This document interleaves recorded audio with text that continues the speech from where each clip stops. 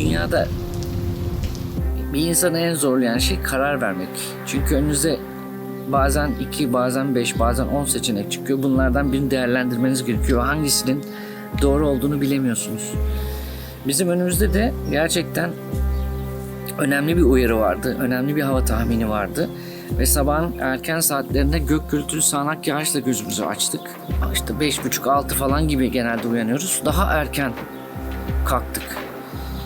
Ve bir karar vermemiz gerekiyordu. Kendimize bir parça zaman tanıyalım dedik. Evet, yola çıkmaya karar verdik. Yani yağmur bizim konforumuzu bozana kadar biz yolun konforunu bozalım dedik. Ve şimdi hazırlanıp çıkıyoruz. Bakalım ne olacak. Bugün ilginç bir gün olacak. Önümüzde aşağı yukarı 100 kilometre var. Bakalım.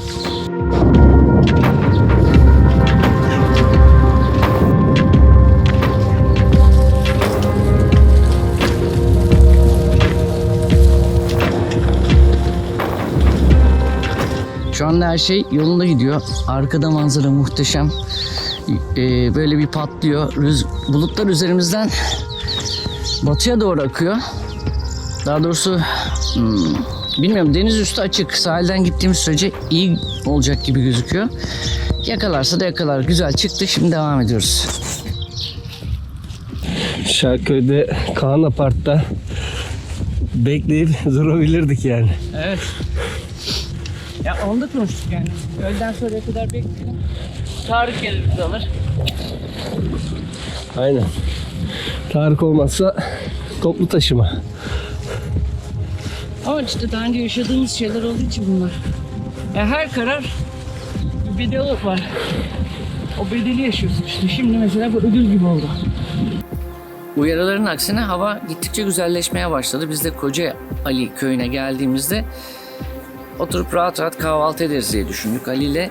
Ve bir kahveye oturduk. Öğrendik ki ekmek bile Şarköy'den geliyormuş. Dolayısıyla yiyecek bir şey bulamadık köyde.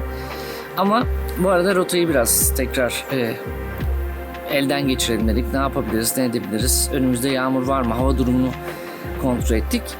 Ve kahvede oturan oranın yerli insanlarıyla da biraz sohbet ettik. Onlar dedi ki yani önümüzde şeye kadar, işte Gelibolu yoluna kadar altyapı çalışmalarının olduğunu söylediler. Dolayısıyla yolun bir kısmı, belli bir kısmının toprak olduğunu söylediler ve bunu da 1 kilometreyle sınırlandırdılar. Yani 1 kilometre toprak yolda gidebiliriz.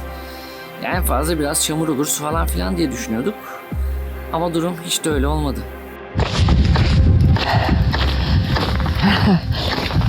Yağmurdan kaçtık dedik. Hava da güzelleşti. Ama yol bizi toprak bir satığa getirdi. Bisikletler tabii yüklü olunca şu hale geldiler. Ayakkabıların hali bu. Şimdi burada aşağı yukarı 1 kilometre sürüyormuş. Zaten bunun alternatif yolları da toprakmış. Burada alt yapı çalışmaları var. Yani köy yolları kötü durumda. Bu da bize patladı. Evet, Terziköy'den çıktık. Asfalt bitti. İşte 1 kilometre falan geldik yani. Evet. Tamam. Bekliyoruz abi. Aşağı yukarı ne kadardır buradayız? 1 saat oldu mu? Bilmiyorum ki. Oldu değil mi? Olmuştur tabii ya. Yani muhtarı aramadan önce. Tabii.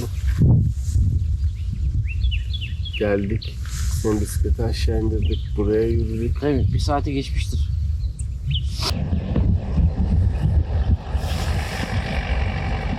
İki kişi gelmiş.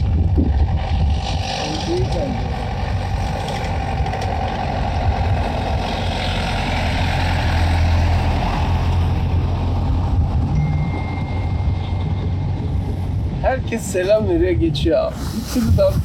Yani bak kaç tane araba geçti, bir tanesi de durup... Bir tek taksi şoförü durup "ada buradan gidilir mi?" dedi. Kurtulduk. Evet, bu sefer geliyor. Bayağı bekledik. Hayır, işin komik tarafı çok fazla hareket edemiyoruz. Hareket ettikçe ayakkabılarımız falan çamur yapışıyor. Böyle gittikçe ağırlaşıyor. Kıpırdamadan bataklıkta duruyor gibiyiz şu anda.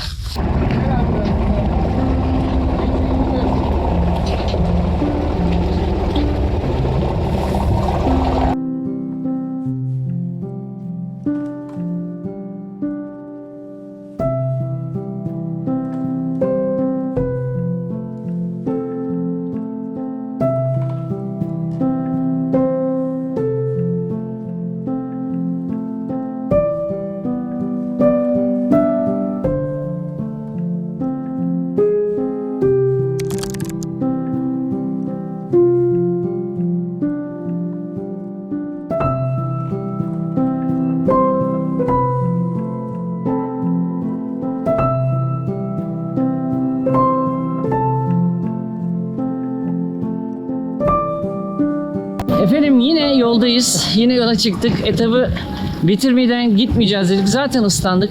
Bundan sonra dolu da yağsa, şey de yağsa durduramaz hiçbir şey bizi. Sadece havanın hissedilir derecede serinlediğini söyleyebilirim. Bu o işte uyarısı yapılan hava durumunun. Gel gel. Ne var? Ne var? Havlayınca ne oluyor? Bak istemeden bir köpek hikayesi de yakalamış olduk. Çok köpek var. Çok başıboş köpek. Bir de köy yollarında daha çok oluyor. Şimdi Gelibolu'na doğru. Köpek savar da pek işe yaramadı bu sefer. Yaramadı mı? Ya gerçi ısırmaya gelmedi o ama yine de ne kadar Tırsması lazımdı. tedirgin edici.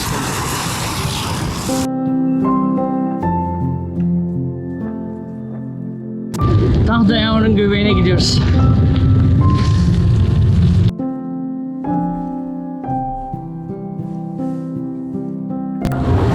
İlk korkar.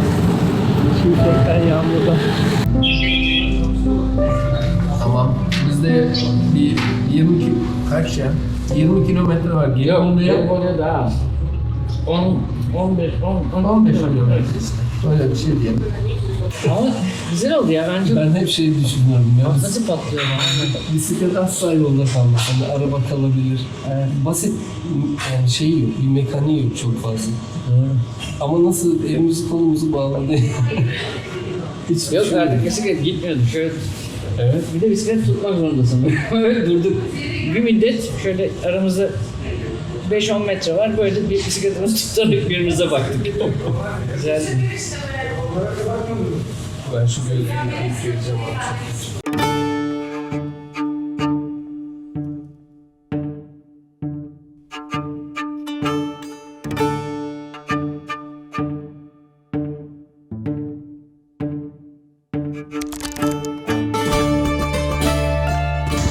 Bir böyle iyi indiriyor. Sonra diniyor.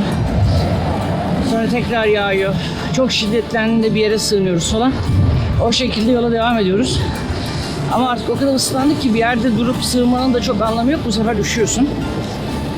Çünkü hava sıcaklığı bir ara çok düştü ama normallere gelmedi henüz. Şikayet etmiyorum. Hala ikimiz de Ali de ben de çok eğleniyoruz. Sadece artık gök gürültüleri çok yakınımıza geldi. Ya da biz onun yakınına geldik. Gelibolu'yu geçtik, artık Eceabat'a sürüyoruz. Orada da bitireceğiz. Hadi bakalım. Bugün de böyle oldu. Saat kaç? Saat 04. Yine de çok iyi geldik. Yani bir sürü aksi, yağmur, hava durumu, çamur. Yani ben hep şey planlıyorum. Akşamüstü 5, 6 girebilirsek ideal. Saat 2. Dün de öyle girdik. Evet. O çok iyi bir şey oluyor. Çamaşır kurumaya vakit oluyor, kurumalarına vakit oluyor. Dinlenmeye vakit oluyor. Ve birer bira içeriz ama. Tabii. Bir ufak kutlama. Bu kadar aksilik sonrası.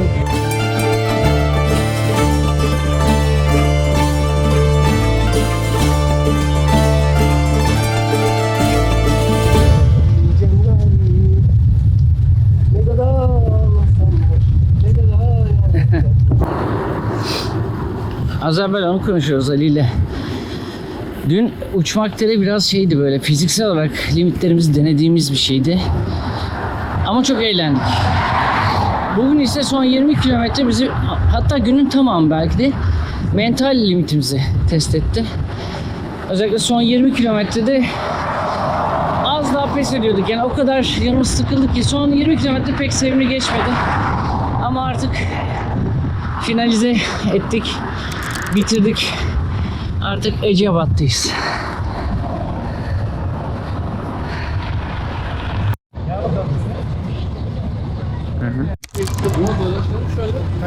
Sahilden ara. Turvat'ın olduğu yere doğru böyle tutuyor musun? Hadi gel gidelim. Çanakkale'ye vardık. Son 20 kilometre bizim için biraz tekrar gelecek ama çok zor oldu. Rüzgardan dayak yedik adeta. Bir de günü aşk geçirmiştik. Enerjimiz düştü.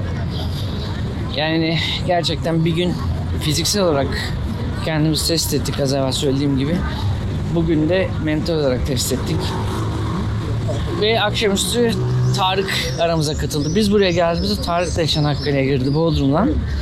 Bodrum kaç durumdan hatırlıyorsunuz Tarık'ı. Bir bayrak teslimi olacak. Yarın Ali özel bir neden için bir günlüğüne Bodrum'a gidecek. Sonra bir gün orada kaldıktan sonra buraya gelecek. Biz de yarın Tarık'la kalan etapları tamamlayacağız. Yani Tarık'tan yarını ve öbür gün tamamlayacağız. Ali de bize katılacak. Dolayısıyla şimdi biraz yorgunluğumuzu atalım. Karnımızı doyuralım. Bir güzel rakımızı içelim. Çanakkale'de bu güzel olur. Dolayısıyla bir sonraki bölümde görüşmek üzere. Lütfen kendinize çok iyi bakın. Saatli kalın. Hoşça kalın. Güzel oldu.